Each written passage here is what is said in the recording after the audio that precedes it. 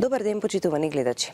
Кожата е најголемиот орган на човековото тело. Нејзината улога е да ги заштити внатрешните делови на телото од надворешни влијанија, фактори кои што лошо може и негативно да влијат, но во исто време често пати и самата таа е изложена на истите тие негативни ефекти.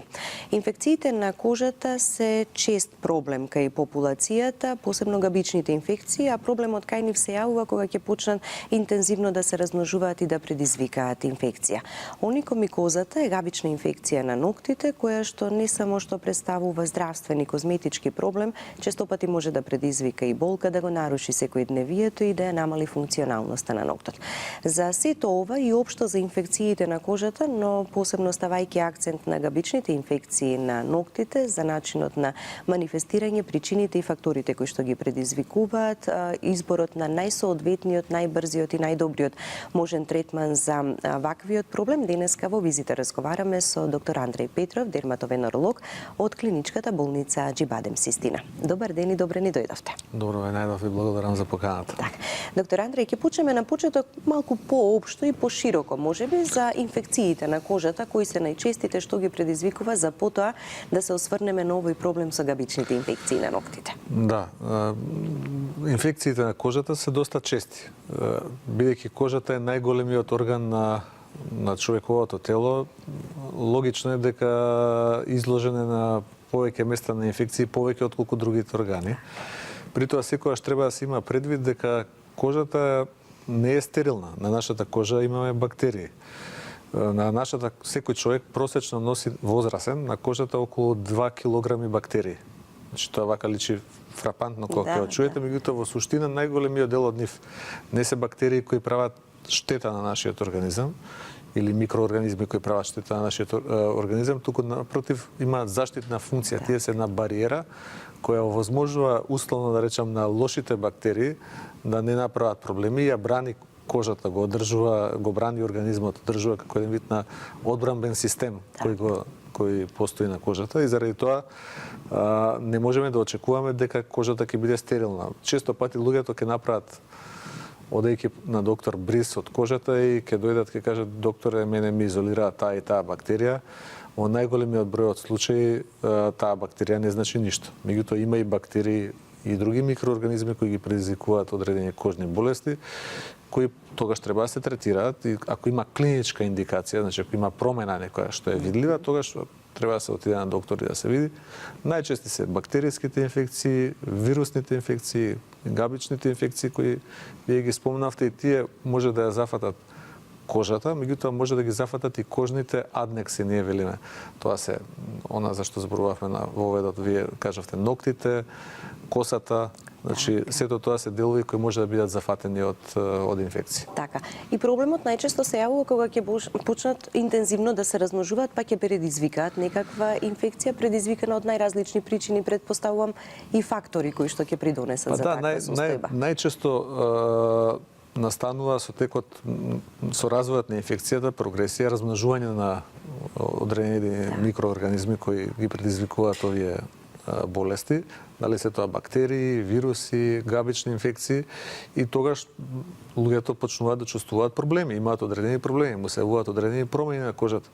Сите ние знаеме дека никој од нас практично не бил амнестиран од некое чирче на кожата што се јавило, или фоликулит, инфекција на влакното кај одредени луѓе, почесто кај жени после оние процедури на депилација, епилација кои се прават. Тоа се најчесто и реактивни фоликулити кои се јавуваат, ние ги велиме фоликулитис симплекс. Меѓутоа тоа може да доведе до понатамошна прогресија и до појава на подлабоки инфекции, понатаму вирусните инфекции на кожата, обични херпеси кои сите ние ги и голем дел од немедицинските лица знаат да ги препознаат на устната или на други делови од телото, на гениталиите, дека некои луѓе кои се вирусни инфекции, одредени брадавици и така натаму, до габичните инфекции на кожата кои се доста чести и прават одредени проблеми кај дел од луѓето кои се предиспонирани на тоа. Аха, кога еднаш би се појавило како со херпесот веројатно, така што е на устата кој што често се јавува, велат ако еднаш се појави секогаш во одредена прилика или одредена ситуација, дали при намален или паднат имунитет или при други состојби повторно би се појавил. Тоа важи за херпетичната инфекција, за херпес симплекс вирусот, да. Меѓутоа, кај габичните инфекции, тие не рецидивираат сами по себе, не е тенденцијата на рецидиви, на повторување како кај херпес симплекс, вирусната инфекција, туку во одредени услови. Значи, кои се тие одредени услови? Падна имунитетот, антибиотска терапија, не знам, ослабена циркулација или имуносупресија од лекови, од намалена прокрвеност на одредени делови од телото. Сето тоа може да предизвика да се појават овие инфекции уште повеќе и исто така типот на професијата кај луѓето. Не сите луѓе се изложени, да речеме, на работа во чизми, пример.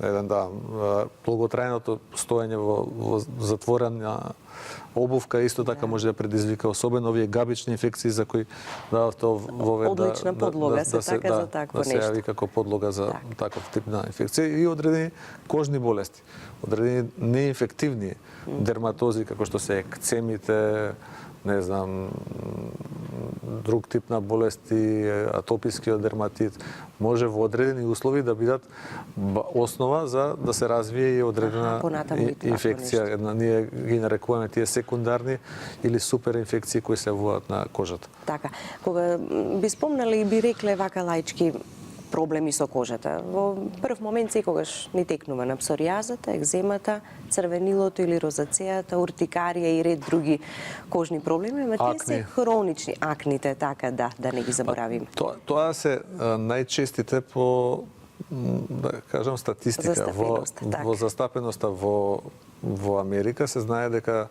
најчеста причина за посета на дерматолог, да речеме, се акни. Понатаму се знае дека псоријазата ја зафаќа 3% од популацијата, што е доста значајно. Тоа е прилика да направам паралела колку што е и честотата, фреквенцијата на дијабет во популацијата. Исто така, алергиските реакции се дел од секојдневната пракса, дури во барем веќе во последниве години. Дури во општата амбуланта, значи и во дерматолошките амбуланти, така тоа се дел од најчестите работи. Меѓутоа има голем дел од овие инфективни болести кои се уште држат еден сериозен процент од 20% застапеност во секојдневната пракса во амбулантите и не се воопшто за подценување. Напротив, представува значајна група на болести кои условно се јавуваат. На тоа влијае и начинот на живот, како што кажав, меѓутоа исто така влијае и една тенденција на популацијата што почесто да се шампонира, да ја суши кожата дополнително и на тој начин липиден филм, она масна бариера на површината на кожата ја отстранува и кожата ја прави осетлива, ја прави достапна на микроорганизми кои во нормални услови би биле спречени да дојдат во контакт со неа. Така да, одржувањето на хигиената нели секогаш на прво место, ама да не претераме, така да. Се што е неодмерено е штетно и ние има едно правило во дерматологијата, ние не сугерираме секојдневно шампонирање на кожата. Тоа не само што не може да помогне, туку може само да одмогне, туш да хигиена на одредени делови на телото, тоа е нормално, меѓутоа шампонирањето на целата кожа, шампонирањето на косата секојдневно, тоа е нешто што не само што не може да донесе ништо позитивно, туку носи доста негативности. Аха, повторно сте во тој истиот круг, така? Ако на 2 дена се мие косата, посебно припадничките на понешниот пол, така? Никој не сака, нели, со измастена коса да биде, меѓутоа на 2 дена миење и повторно не го постигнуваат ефектот. Само велат да јас морам многу често да ја мијам косата и пак е таа иста. Да, но таа рефлексно уште повеќе лачи масноти, значи колку повеќе вие ја сушите површината, рефлексно лојните жлезди лачат уште повеќе себум и тој уште повеќе ја масти. Така да не е решението во честото миење на косата. Се разбира дека во одредени услови, особено девојки во пубертет и така натаму, кај што повеќе функционираат, па и момчиња, кај што повеќе функционираат лојните жлезди, би требало нешто почесто тоа да се прави, и тоа кај еден возрастен човек секојдневното миење на косата е нешто што е штетно. Така да и кога велиме дека го нарушуваат секојдневието, најразличните состојби, па една од тие и ова, нели, на 2 дена не е воопшто лесно и едноставно постојано да го правите истото тоа. Габичните инфекции на ноктите или оникомикоза, како што медицински се нарекува. Колку честа е таа појава? Што представува, што ја предизвикува како причини и ризик фактори? Габичните инфекции на ноктите се резултат на инфекции на кожата со габи. И тие може да се јават на кожата, значи на кожата која е без влакна, на кожата која е покриена со влакна, може да се јават на косматиот дел од главата, може да се јават и на ноктите. Предизвикани се габи, различни типови на габи. Најчести предизвикувачи се дерматофитите, една група на габи, меѓутоа може да бидат предизвикани и од квасници, како што е кандидата. Значи, може да бидат предизвикани и друг тип на микроорганизми, но она што треба да се знае дека секогаш има вообичаено и некој предиспонирачки фактор. Онихомикозата е многу непријатна, таа инфекција на ноктот, се повеќе луѓе имаат проблеми и тие проблеми се често пати влијаат и на нивниот социјален живот, влијаат на начинот на нивната комуникација со околината, бидејќи замислете сега една господја или една млада жена или повозрасна не може да облече отворени чевли, ако има инфекција на ноктите на ногата или инфекција на рак. Затоа што не е убаво и за на изглед, така, да. Прави сериозни проблеми. Вообичаено тоа се третира со конвенционална, со медикаментозна терапија, со таблети. Бидејќи инфекцијата на ноктите со габи не поминува со кремови, не поминува со лакови, не поминува со капки. Тоа може да биде само дополнителна терапија која се дава. Она што вообичаено се користи, тоа е долготрајна таблетарна терапија. И сега тука има владе едно правило, ако не прави голем дискомфорт на пациентот, подобро да не му дадете на човекот да пие 3 месеци, да речеме, таблети за една габечна инфекција на ноктите. Бидејќи сега го оптеретувате на тој начин црниот дроб, го оптеретувате желудникот и не е едноставно тоа да се спроведе.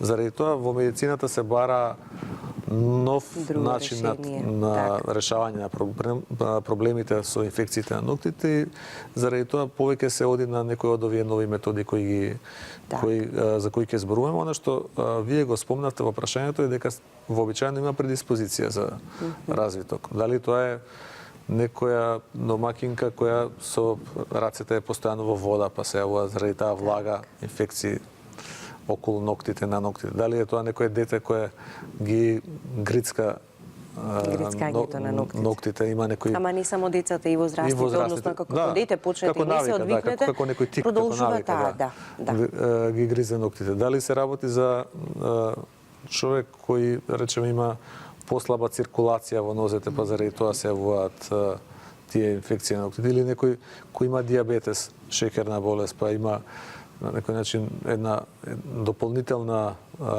храна за тие микроорганизми кои се јавуваат. Сето тоа се предиспозиции кои може да доведат до ваква работа, меѓутоа и долготрајното стоење, професионалните војници, полицајци, и спортисти во патеки, сето тоа може да доведе до габични инфекции генерално, меѓутоа особено и до габични инфекции на ноктите. Така, да. Затоа велиме, нели, да не дозволуваме ногата да ни се поти премногу. Квалитетна обувка треба да имаме, квалитетни чорапи кои што ќе ги носиме, посебно ако долго време во денот поминуваме во нив. Да, треба да се носат квалитетни природни материјали. Тоа е она што го сугерираме на сите пациенти, бидејќи ако носите памучна чорапа, ако е кожна обувката, се многу помали шансите да развиете некаква инфекција, отколку ако носите синтетски чорапи, синтетски подлоги на чевлите, полиуретански. Меѓутоа денес е модерно време.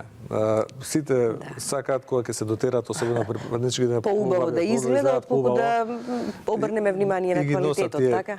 Тие чорапи кои се од синтетски материјали, исто така начинот на одење, чевлите со високи подпетици кои се носат. Или пак и младите тенденцијата да носат што повеќе патики, кои се од гума, кои вака се удобни за носење, меѓутоа долготрајното изложување на таа затворена обувка исто така си носи своји Си го прави ризици своето, да. од развојни инфекции. Така, во поглед на возраста, има некоја возраст кога би почнали или почесто се појавуваат или пак едноставно кај секого кој што е изложен на вакви ризици? Вообичаено се јавуваат подоцна после 40-та година од животот, меѓутоа тоа е заради тоа што после 40-та година од животот веќе настануваат и трофични промени, циркулаторни промени. Не е иста циркулацијата, да речеме, во ногата кај еден млад човек и кај човек од 70 години, и заради тоа одбранбениот механизам на кожата се соочува со еден дефект кој не може да го надомести така лесно. Заради тоа се јавуваат подоцна во подоцнежниот период од животот најчесто, иако не се имунини младите луѓе да се јават дел од овие инфекции на ноктите. И кога ќе се јават, почнуваат обично на еден нокт, најчесто тоа е палецот, меѓутоа потоа лесно се шират и на останатите. Како промена, што би требало прво да забележиме? Вообичаено Промена на ноктот, така. Да, промена на ноктот, прво ноктот кој вообичаено е транспарентен, прозирен, бел, се јавуваат промени кои настануваат во дел на промена на ноктената плоча. Површината станува нерамна, ноктот станува задебелен, бојата не е онаа што вообичаено ја гледаме, таа станува или жолта или кафена. Потоа настанува деформирање на ноктот, целиот се деформира. Под него се таложи одреден материјал кој го задебелува ноктот, ја прави таа ноктена плоча многу подебела, и тоа е се знак дека нешто се случува и дека треба да се побара консултација на доктор. Има различни типови како таа онихомикоза или тинеа унгвиум во англиската литература, или инфекција на ноктот, народски кажано се случува. Таа може да биде да почне од горе на од горниот дел на ноктот, може да почне од базата на ноктот, значи може да биде или проксимална или дистална, може да биде странична, може да го зафати и ноктот и околината на ноктот, која е последица на одредени инфекции со кандида и така натаму. И сето тоа е поврзано, значи сите тие работи може да доведат до една сериозна инфекција која понатаму може да се рашири на околината и на околната кожа. Па дури ќе ни представува проблеми пресечењето на ноктите, па не знаеме што, како, повеќе или помалку сме исекли или место кое не сме смееле да го допреме. Генерално тие луѓе подоцна не можат ни да ги сечат ноктите, тие толку ќе орожни таа ноктена плоча што или се рони или се деформира, некогаш настанува и враснување на ноктот внатре. Понатаму може да настане отсуство на ноктот на тоа место. Значи да едноставно не се. Сето тоа се работи кои со тек на време може да се развијат, може да дојде до продор на инфекцијата внатре, зафаќање на кожата, на подкожното ткиво, целулити, подлабоки инфекции. Значи сето тоа се возможни компликации. Така, и доколку навреме не направиме нешто, не се консултираме или не се направи преглед, тој проблем ќе си работи, таа инфекција ќе си работи без да забележиме нешто, можеби нема да ни пречи, така, толку многу во моментот. Вообичаено не пречи. Вообичаено, за разлика од другите инфекции, ако имаме еден чир, да кажем, или фурункулус, тој ќе не боли, ќе има црвенило, ќе не боли, тоа е бактеријска инфекција на кожата. И тоа е сигнал да отидеме на доктор. Меѓутоа, ако имаме инфекција на ноктот, таа е безболна.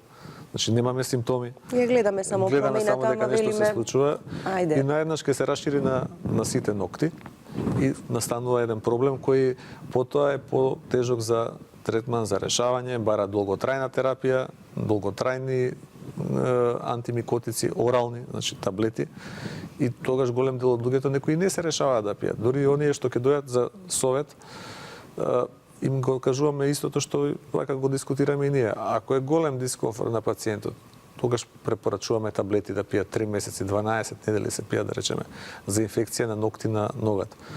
И ако имаме некој млад човек или млада жена, која реално тој е силен стрес и проблем, би ги препишале. Имате некој возрастен човек од 70 на години, кај што тоа и не му значи толку многу, иако денеска возраст е релативна, да не би се налути некој од гледачите, така да се работи за нешто кај што проценката на докторот треба да биде таа, дали ќе се дадат или не тој тип на тераписки средства. Меѓутоа, оно што кај сите можеме да го препорачаме, тоа е ласерскиот третман на ноктите. Тоа е една нова метода која во последниве години е многу популарна во Европа, во Франција, во Германија, каде што мал број од луѓето се решаваат веќе да користат таблети пред да ги пробаат овие техники на лазерска интервенција на ноктот. Так. И пред да објасниме како се изведува интервенцијата, што значи, каков ефект се постигнува, да ги слушнеме гледачите и нивните прашања. Добар ден, повелете, доколку веќе го имаме и првиот гледач. Добар ден. Ве слушаме, повелете. Со оглед на тоа дека го почитувам доктор Андреј Петровски, сакам да го запрашам. Имено се работи за, можеби сега не е во контекст не е за на нозете, имам и на нозите, меѓутоа... Ако нема проблем, каков и да имате проблем со кожата, ќе добиете совети препорака. Пред 2-3 месеца уште ми се појави на едната рака, помеѓу малиот и до малиот прст. Така, малку така ми се појави црвениот и сметав дека од некој прашак, дека од некое средство, нели честопати кои ги чистиме купатилата и така натаму. И ајде, ставив таму нешто, почнав прво без ништо и потоа гледам една недела помина, сосем случајно се сретна со една колешка, истиот проблем го имала и ми го препорача, и ми ја препорача маста кутерит. Кутерит. Така да почнав да ставам, меѓутоа ништо. Малку ќе попомине, пак после ќе се јави. Малку ќе попомине, пак ќе се јави. Сега скоро, после тие, да речеме, некои 2 месеца, да речеме, забележувам на другата рака, па на истото место, малиот и до малиот прст.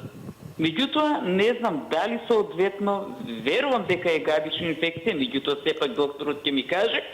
Сакам едно објаснување. Јас на вистина некој како да сум уплашена, сум на возраст 62 години, меѓутоа... Ама добро, да, сте забележале дека имате проблем некаков и да не се проширува тој понатаму, така да се најде решението. Да ми препорача нешто и дали е тоа страшно, дали треба да се страхува или... Не. Благодарам. Така, ви благодариме и ние вам. Благодарам на прашањето. Не е страшно, првото е основно да се каже и логично е многу објаснувањето е многу логично кога кажувате што се случува, го водите човек да ја постави и дијагнозата.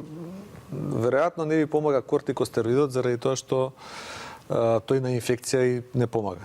Кутерит кој го користите, кортизонска маст, тој ќе го смири воспалението на површината, меѓутоа не може да го доврши да го реши проблемот до крај. Затоа ние вообичаено препишуваме комбинирани средства кои може да содржат и малку кортизон заради локалната инфламација или воспаление на кожата, меѓутоа во суштина мора да содржат и некое средство во случајот антимикотично или противгабично средство. Има комбинирани препарати, значи не мора да користите 2-3 масти, денес има комбинирани препарати и со 2 и со 3 лека внатре и треба да се препишат за да тоа се да помине, да се помогне да таа работа се реши. Би требало за некои 2 до 3 недели да се тоа реши само со потреба на локална терапија. Често е по описот тоа што го кажувате, таа инфекција која се јавува како резултат на триењето помеѓу две површини што се допираат тука, особено меѓу прстите е тоа изразено, меѓутоа може да се случи да биде и под градите, може да биде помеѓу нозете, може да биде на различни места каде што има допирање на две површини кои се тријат помеѓу себе и кои овозможуваат да кожата на тие места пука и да биде влез за најчесто кандида. Таа е еден сапрофит кој нормално живее на кожата, меѓутоа во одредени услови, како што е влагата, да речеме, во чорапата, може да предизвика да влезе внатре во површината на кожата и да се активира, да помине од она непатогена или не форма која не е лоша, да помине во форма која може да предизвика одредени проблеми. Ако не поминува, најдобро вие да се јавите на дерматолог, било кој од колегите, мислам дека да се направи друг избор на терапија, така да се проба со нешто друго. Да не се тоа лекува само иницијативно, бидејќи вообичаено кога пробуваме нешто само иницијативно да направиме, можеме и да погрешиме. А ќе пробаме многу работи, нели? Ќе употребиме и пак нема... Така, ќе проба се и зешто, така, да. Добар ден и за следниот гледач, повелете, ве слушаме и вас. Добар ден. Добар ден. Ве поздравувам вас и докторот. Ви благодарим. И долго време чекав оваа тема и да се јавам на оваа тема. Добро. Бидејќи јас си случај имам таков габична инфекција на ногти, меѓутоа верувате со повеќе години така ми трае таа габична инфекција, бев веднаш на почетокот во државна болница ми рекоа ова е габична инфекција. 4 прста имам зафатено само од едната рака, без малиот прст, а во на десната само показалец. Ова е големиот прст. Да. Сега, се не преферирав да взимам овие лекарства што викате вие да пием, но меѓутоа природни лекови. Ке ми помине, мислам ми поминало, потоа пак стела. Многу сум изложена на вода, мислам, ете, кадови, ова, она, знаете како е, домаќина се кажена. Да. И сега, не знам што да правам, дали немам болки никакви, само има деформации на ноктот. Никакво околу кожата, например, на прстот, но никакви други промени нема. Дали е тоа лошо што со години ми траела инфекција? Добро, ви благодариме. Се работи по описот за габична инфекција на ноктот, без дилема, заради тоа што вие кажувате дека немате никакви други симптоми, дека ноктот е деформиран, дека не го имате тоа нешто од секогаш и дека е поврзано со вашата работа со домакинството и така натаму. Треба да се земе препарат од ноктот. Значи се загребува од под површината на ноктот со едно мало ноже на предметно стакло и се гледа на микроскоп. Тоа и доколку се работи за габична инфекција на ноктот, потоа се препишува одредена терапија. Тоа е една многу едноставна и многу брза метода ориентациона, која може да покаже дали има или нема инфекција. Не може да покаже кој тип на инфекција го има, затоа служат други испитувања, културелни испитувања. И тоа генерално е сосема доволно ова првото за да се почне во најголем број од случаите со терапија. И тогаш терапијата би била таблетарна. Алтернатива на таблетарната терапија денес е ласерскиот третман на ноктот. Со специјални ласери се користејќи енергијата на ласерот да се направи одредено излекување на ноктите. Така да. И уште едно јавување. Добар ден и за вас. Повелете. Добар ден. Добар ден. Да, се слушаме веќе. Повелете. Го очекуваме вашето прашање. Повелете. Доколку не успеавме да искомуницираме со овој гледач, ајде ќе преминеме на следниот за да го слушнеме неговото прашање. Добар ден. Добар ден. Ајде, повелете со прашањето. Се работи за татко ми е непокретен, 87 годишен човек. Му се појавуваат на рамената, на главата, на горниот дел од крбот, како акни нешто и со голем јадеж. Па сега ова е прилично широко, мислам, онака не е нешто што акните обично не одат со јадеж. На грбот. Мислам, формата е така како акна, крупче црвено со... А прима ли некакви лекови вашиот татко? Дали прима некакви лекарства? Прима еутирокс, аминофилин, лориста, ацетозоламид, така, тие лекарства. Па добро, можно е да е нешто индуцирано и од лекарства, меѓутоа и самата неподвижност, значи предизвикува да се јават одредени промени. Треба да се види врз база на тој опис, тешко може да се каже за што се работи. Значи се работи за возрастен човек кај што не би очекувале да се јават акни, меѓутоа може некој од овие лекови да предизвика да индуцира акни, а исто така може самата бидејќи чеша, со текот на времето кожата станува исто така многу посува и може да предизвика одредени проблеми да се јават таков тип на промени кои наликуваат на некои од гледачите им наликуваат на акни, а не се акни. Меѓутоа, генерално, кога не е јасно за што се работи, треба да се јавите на доктор, да се види за што се работи, бидејќи тоа е најдобриот начин, наместо да се пробува на слепо сега да кажуваме нешто, да би можеле, би ви советувал нешто, меѓутоа во случајов не може да предпоставам за што точно се работи. Така, да. Си го продолжуваме разговорот за да слушнат гледачите, нели, да ги информираме доколку некој од нив го има овој проблем, кој е најдоброто решение.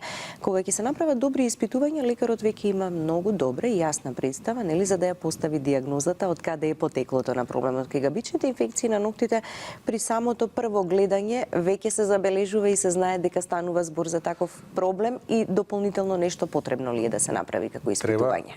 Секогаш треба да се направи, особено кога се даваат орални таблетарни лекови, тогаш мора да се направи испитување, бидејќи не можете вие да го изложите еден пациент да прима 3-4 месеци терапија таблети, а да немате диагноза која е Точна која би потврдена. била така. И затоа ние генерално, иако ориентациона можеме да заклучиме врз база на клиничкиот преглед дали се работи или не за инфекција, сепак се прават одредени дополнителни испитувања, микроскопски, културелни испитувања исто така кои ќе ја потврдат диагнозата на тој начин, но важно е да се знае дека овие нови тераписки третмани, како што е да речеме лазерскиот третман, и не бараат секогаш да има потврда на габична инфекција, заради тоа што и некои од луѓето немаат време тоа да го прават, некои се брзаат, може да се направи третман кој нема никаков негативен ефект, а може да има позитивен ефект на пациентот, односно на излекување на неговиот проблем. Така. Како се одвива самиот третман? Колку Самиот пати, зависно од состојбата, веројатно и зависи нели како ќе се одвива и понатаму третманот и каков ефект се постигнува? Ние користиме вообичаено два типа на лазерски системи. Nd:YAG лазер се вика едниот, вториот се вика фракционен CO2 лазер, значи тоа се два типа на лазерски системи кои може да се користат за терапија на инфекција на ноктот. Ги користиме неколку пати. При тоа процедурата е многу брза. Пациентот доаѓа за 10 минути, се става локален анестетик кој стои 5 до 10 минути и потоа се завршува процедурата. И доаѓа по 2 недели повторно, вообичаено се потребни некаде 4 третмани за да се постигне ефектот. Пред првиот третман некојаш со една кирета или механички се загребува површината на ноктот, се струга заради тоа што некојаш тие механички наслаги на ноктот оневозможуваат да лазерот директно делува. И заради тоа се на некој начин се прави припрема на ноктот за да може со лазерот да го нападнеме предизвикувачот и таа енергија, лазерска топлина која се ослободува, која е од различен тип, зависно кој лазер се употребува, овозможува да делот тие патогени микроорганизми практично ги убие, ги елиминира од површината на ноктот, без при тоа да го оштети нормалното ткиво. Тоа е еден третман кој ви кажав на самиот почеток е доста чест, особено во западните земји, во Европа и во Америка многу често се употребува, бидејќи луѓето сакаат да избегнат долготрајни таблетарни терапии со сите оние последици негативни кои ги носат. Се поминува целата површина на ноктот по неколку пати, 3 до 4 пати, значи во облик на едно пенкал или на едно S се оди по површината на ноктот. Неколку пати се поминува и тој третман се повторува на 2 недели, од 4 пати отприлика и паралелно со тоа се употребува некој локален антимикотик. Најдобриот кој некојаш е недостапен кај нас се вика циклопирокс, кој е многу ефикасен, меѓутоа за него има паралели кај нас на нашиот пазар кој исто така може да се употребува, дали тербинафин, дали некој друг препарат. Во суштина се оди со комбинација на лазерски третман и на локален антимикотик, значи на крем или на лак, кои се ефективна замена, да речеме, за долготрајна таблетарна терапија. Така, па никогаш дури и после долготрајната таква таблетарна не знаеме дали ќе го постигнеме посакуваниот ефект. Генерално кај кожните проблеми се малку поупорни, потврдокорни, подолго време бараат за лекување. Некои можеме да ги контролираме, некои може за среќа и да ги излечиме целосно, меѓутоа некои може и честопати да ни се појавуваат како проблем и затоа сакаме нели најбрзиот и најефикасниот начин да можеме да го постигнеме да не ни представува проблем. Ближиме кон крајот на денешната емисија, можеме ли барем кратко да проговориме и за заштитата на кожата во овој зимски период, посебно ова студено време кое што веќе го имаме во последниве периоди, бидејќи мораме да ја чуваме и да ја штитиме кожата. Не само заради тоа да биде убаво надворешно, нели кога ќе видиме некого, туку едноставно да ги заштитиме и оние луѓе кои веќе постоечки проблеми имале со кожата да не се активираат дополнително. Ние имаме со студот еден дополнителен проблем. Тоа е сушењето на кожата, особено во зимниот период, а знаеме дека 10 до 15% од популацијата и онака има сува кожа. и тоа прави дополнителен проблем, дополнително ја суши кожата и создава можност да се јават екцемни реакции, дерматити, пукање на кожата, сувост на кожата, јадеж, чешање. Сето тоа е нешто што во зимниот период е многу нагласено и треба да се заштити. Најдобра заштита за кожата е употреба на кремови, на неутрални кремови. Често пати ме прашуваат и пријатели кога ќе седнат, мака не само пациенти, е добро какви кремови. Било каков крем кој е хипоалерген, кој не содржи алергени супстанции, парабен, кој не содржи парфеми, обичен, да кажем, крем на нашите производители, не мора да е некој странски, може да биде многу добра заштита на кожата од студеното време. Зборувам за кожата на рацете, па и на лицето, меѓутоа кога зборуваме веќе кај лицето, тука е покомплексна работа и заради постојаната изложеност и на ветар, и на сонце, и на студ. Најизложени ни Значи се рацете и лицето. Како што е многу важно на сонце да се употребуваат заштитни фактори за сонце, затоа што секогаш повторувам дека најдобриот начин на превенција од старење на кожата е заштитен фактор за сонце. Нема фактор што повеќе ја упропастува кожата од ексцесивното изложување на сонце и исто така на тоа потпомага изложувањето на студ, на ладно, на ветер, кај луѓе што работат на отворено, кај луѓе што се нон-стоп надвор. Тоа е многу понагласено. Меѓутоа и сите останати, луѓето, ние не можеме да се затвориме и да седиме дома, треба кожата да се негува, треба да се штити, треба да се користат овие кремови за заштита на кожата и едновремено треба да се користат и други начини на заштитување од студ. Да речеме за рацете, ракавици, бидејќи тоа е добар начин да се спречат и проблемите кои настануваат зимно време, меѓутоа еве посебно за поубавиот полу да се спречи и старењето на рацете, на вратот, тука во тој дел кој првите знаци тука се забележуваат, така? Посебно кај жената, рацете и вратот и деколтето. Сите некако се многу фокусирани на лицето, меѓутоа вие сте во право, јас туку што се враќам од една конференција каде што особено се тврди дека првите знаци се заради тоа што кожата е поспецифична, потенка на рацете, на деколтето, може се јавуваат на рацете, на надворешниот дел, на вратот, на деколтето, каде што кожата ја нема онаа отпорност која има на лицето, бидејќи кожата на лицето е многу поотпорна. Така да. Се случува и честопати на рацете во зимскиот период луѓето ако не ги штитат, без разлика дали креми, дали заштитни ракавици, ако се постојано изложени на студот, па дури рани да се појават, бидејќи и така им била сува кожата, па тоа е веќе дополнителен проблем. Не само што боли, чеша и треба и повеќе време за да се санира. Тоа е веќе напредната ситуација, тоа е една екцемна реакција, еден дерматит кој знае да биде понекогаш и ужасно тежок. Тие луѓе не можат ни да работат, не можат професионално да функционираат, но тоа е веќе работа која не можеме да ја решиме со препорака за таквиот тип на гледачи, на наши пациенти е добро да дојдат на доктор, кај било кој од колегите дерматолози во земјава кои се добро едуцирани за решавање на тие состојби, мислам дека успешно ќе им помогнат и ќе го надминат проблемот кој го имаат. Ако не можат целосно да го решат, во секој случај значително ќе го намалат, бидејќи вие самите истакнавте дека дел од работите се решаваат, дел од работите се хронични, меѓутоа и тие хронични може да се ублажат и да се контролираат, така и да ги држиме под контрола и да функционираме многу подобро отколку ако не ги третираме. Така да. Сега сонцето во летниот период најмногу не плаши, велиме мораме заштитен фактор да користиме за да заштитиме кожата. Но исто така и зимското сонце негативно влијае, така? Ги имаме за среќа сончевите периоди, посебно сега јануари, февруари, кога ќе дојде и периодот да се оди на планина, тоа сонце многу повеќе може да наштети отколку летното. Тоа е посилно заради тоа што со самото тоа што е на планина, на поголема надморска височина, и поради карактеристики на воздухот таму, меѓутоа и поради тоа што сме многу поблиску до центарот кој зрачи, до сонцето. Не е иста 0 надморска височина и 2000 надморска височина.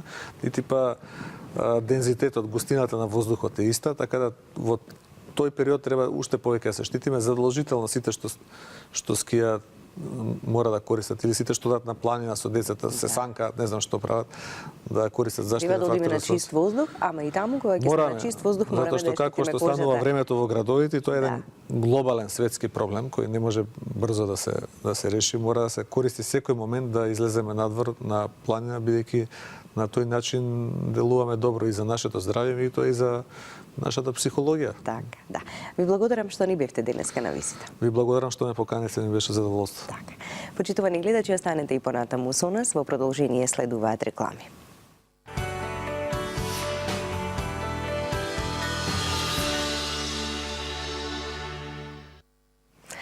И на самиот крај, почитувани гледачи, само уште едно подсетување дека со доктор Андреј Петров, дерматовенеролог од клиничката болница Џибадем Систина, зборувавме за габичните инфекции на ноктите. Претходно се разбира како еден добар вовед. Споменавме за сите инфекции на кожата, оние најчестите, како треба да се третираат, а кога станува збор за габичните инфекции на ноктите, симптомите, начинот на манифестирање, секоја промена која што ќе ја забележите на ноктот, треба да направите преглед, да се постави точната дијагноза и соодветниот третман. Многу бројни се начините на третман, меѓутоа тука во опција влегува, се разбира, и лазерскиот третман на габични инфекции, кои што не само што можат да го нарушат вашето секојдневие, може да предизвикаат и болка, да ја намалат функционалноста на ноктот, а од друга страна представува и здравствен и козметички проблем. Доколку го имате проблемот, навреме побарајте си решение за истиот. Ви благодарам за вниманието со кое што не следевте, останете и понатаму со нас и со нашата програма.